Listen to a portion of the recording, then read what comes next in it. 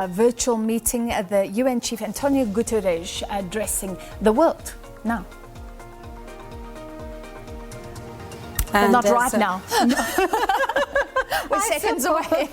All right, there he is. To have with us His Excellency Antonio Guterres, Secretary General of the United Nations, on the opening day of the 2022 Davos Agenda. With the Omicron variant spreading like wildfire, the COVID pandemic continues to dominate our daily lives amidst an already growing inequality gap, the climate crisis, and geopolitical tensions that are causing unprecedented humanitarian needs. On the other hand, we are witnessing accelerated collaboration through new or expanded public-private initiatives that are unlocking frontier technologies to support a green transition, closing the digital divide, and future-proofing workers. As you have laid out in your vision for the future, Secretary General, our common agenda, the solutions to today's challenges depend on action from all stakeholders: governments, international organizations, civil society, private sector, and particularly young people. Action designed to strengthen global cooperation, driven by solidarity and the recognition that we must work together, as no one community or country, however powerful, can solve its challenges alone. We are grateful for the continued close collaboration with you personally, but also between the World Economic Forum and the United Nations to strengthen multi-stakeholder engagement in solving together today's complex challenges.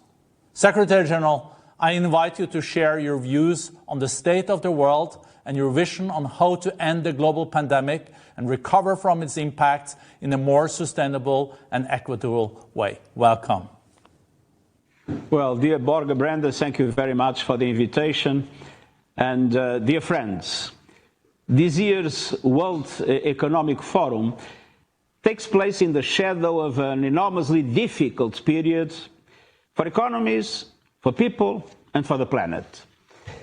According to the UN's economic report released last week, the world is emerging from the depths of a paralyzing economic crisis, but recovery remains fragile and uneven amid the lingering pandemic, persistent labor market challenges, ongoing supply chain disruptions, rising inflation, and looming debt traps, not to mention the geopolitical divide. And as a result, we see recovery slowing down quite substantially. And all of this threatens hard-won progress in advancing the 2030 Agenda and the Sustainable Development Goals, our key projects. The last 2 years have demonstrated a simple but brutal truth. If we leave anyone behind, in the end, we leave everyone behind. If we fail to vaccinate every person, we give rise to new variants that spread across borders and bring daily life and economies to a grinding halt. And if we fail to provide debt relief and financing to developing countries, we create a lopsided recovery that can send an interconnected global economy into a tailspin. If we fail to reduce inequalities, we weigh down economic progress for all people in all countries. And if we fail to match climate rhetoric with climate actions, we condemn ourselves to a hotter, more volatile hearse with worsening disasters and mass displacement. Now, at the core of these failures is a global inability to support developing countries in their hour of need, and also a problem of governance for international different systems. Without immediate action to support developing countries, inequalities and poverty will deepen. And this will result in more social unrest and more violence. As the Forum's new global risk report reminds us, the world is marching down a path laden with enormous risks. And we cannot afford this kind of instability. To chart a new course, we need all hands on deck, especially all of you in the global business community. And I have a number of asks. As you meet, discuss, and deliberate the prospects for recovery and economic rebound, this coming year, I urge you to focus on three urgent areas. First, we need to confront the pandemic with equity and fairness. Last fall, the World Health Organization unveiled a strategy to vaccinate 40% of people in all countries by the end of last year and 70% by the middle of this year. We are nowhere near these targets. Vaccination rates in high-income countries are shamefully 7 times higher than in African countries. And we need vaccine equity now. Now, all countries and all manufacturers must prioritize vaccine supply to COVAX and support the local production of tests, vaccines, and treatments around the world. We need pharmaceutical companies to stand in solidarity with developing countries by sharing licenses, know-how, and technology so we can all find a way out of this pandemic. And of course, in situations where compensation may be warranted, we don't want to have any pharmaceutical company in financial difficulties or not able to invest. In those situations, developed countries should explore ways to provide the necessary financial support. And we must prepare for the next pandemic through common sense investments in monitoring, early detection, and rapid response plans in every country, and by strengthening the authority of the World Health Organization. Throughout, we need to bolster local primary health care and put all countries on the road to achieve universal health coverage. And we are still so far from it. Second, we need to reform the global financial system in a way that it can work for all countries without being biased. At this critical moment, we are setting in stone a lopsided recovery. More than 8 out of 10 recovery dollars are being spent in developed countries. Low-income countries are at a huge disadvantage. They are experiencing their slowest growth in a generation and trying to dig themselves out with woefully insufficient national budgets. The burdens of record inflation, shrinking fiscal space, high interest rates, and they will be higher, and soaring energy and food prices are hitting every corner of the world and blocking recovery, especially in low and some middle-income countries. They stifle any hope of growth by making it even more difficult for governments to invest in the sustainable and resilient systems people need. Health, education, decent work, and social protection are not only human rights, they collectively represent a country's economic engine. And in developing countries right now, this engine is stalled with dire consequences for people's livelihoods, especially for women and youth. The global financial system has failed them when they need it most. And global solidarity is missing in action. Countries are shackled by mounting debt and extortionate interest rates, all but guaranteeing defaulted payments. And many middle-income countries find themselves ineligible for debt relief despite surging poverty, rising unemployment, and development losses. Now, we need a global financial system that is fit for purpose. And this means urgent debt restructuring and reforms of the long-term debt architecture. It means expanding the common framework for debt treatment to middle-income countries and to make it work, with private sector creditors also engaging with the framework. It means going beyond gross domestic product to measure, mitigate, and prepare for vulnerability and investment risks, especially climate risks. It means addressing corruption and illicit financial flows and ensuring that tax systems are fair and designed in a way that truly reduces inequalities. And it means bringing together governments, businesses, the financial sector, and international financial institutions to build up private investment in developing countries. As business leaders, stand with us and we shape a global financial system that works for all countries, not just the wealthy few. Third, we need to support real climate action in developing countries. Emissions must fall, but they continue to rise. Coal-fired power generation is surging towards a new all-time record.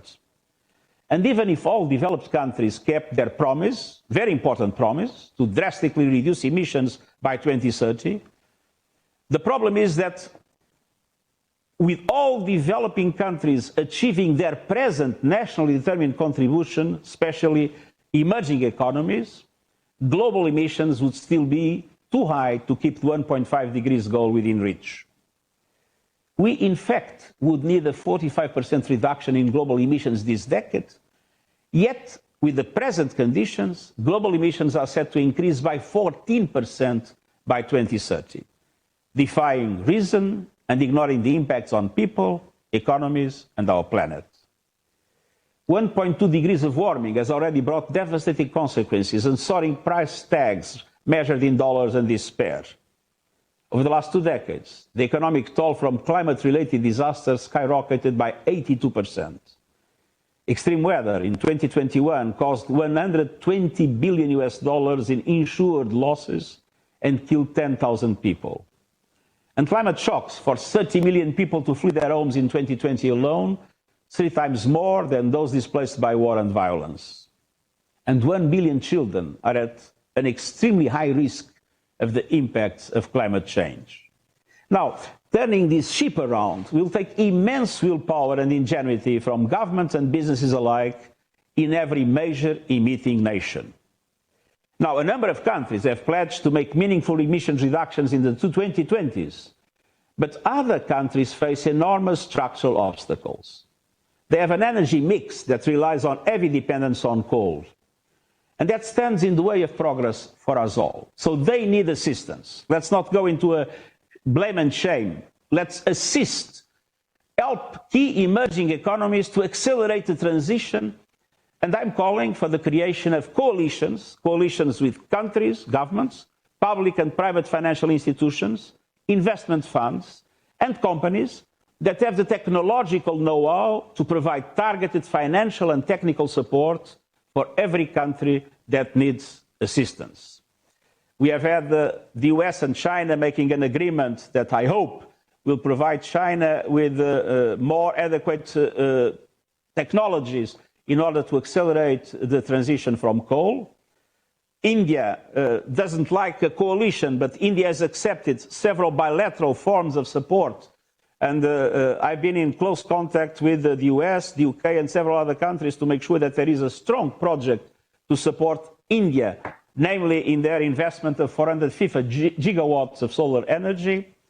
And Indonesia and Vietnam already accepted the concept of a coalition supporting them to get rid of coal. So this must be a priority for us all, to phase out coal. No new coal plants should be built. As I said, the governments of Indonesia and Vietnam have just announced their intention to get out of coal and to have a transition to renewable energy, but they need support for that. South Africa now has in place a just energy transition with a partnership that involves a number of key countries and international financial institutions to support them in accelerating their moving out, progressive moving out from coal. And we see a clear role for businesses and investors in supporting our net zero goal. The Net Zero Asset Owners Alliance has set the gold standard. And last week, I took part in a meeting of the Glasgow Financial Alliance for Net Zero. That group has mobilized represents more than 130 trillion of assets mobilized to the net zero goal. The entire financial system should follow their lead. But these efforts must be complemented. We need entire sectors on board. Heavy industry, shipping and aviation and others must be on a trajectory for net zero by 2050. At COP26, I also announced the creation of a high-level expert group to evaluate the standards and criteria used to set, implement and monitor net zero commitments by non-state actors, businesses, cities, financial institutions and regions. Over the course of this year, the group will propose new frameworks and develop recommendations. And it is encouraging to see the private sector take the lead, but it is essential to put pressure on governments to keep up and not be left behind. The truth is that many of today's policies and regulatory frameworks are an obstacle for private sector engagement. At the same time, international financial institutions are not doing enough to create forms of partnership that will allow to de-risk private investment in countries that need to speed up their transition. And all this needs to change. So, dear friends, across all these three areas, we need the support, the ideas, the financing, and the voice of the global business community.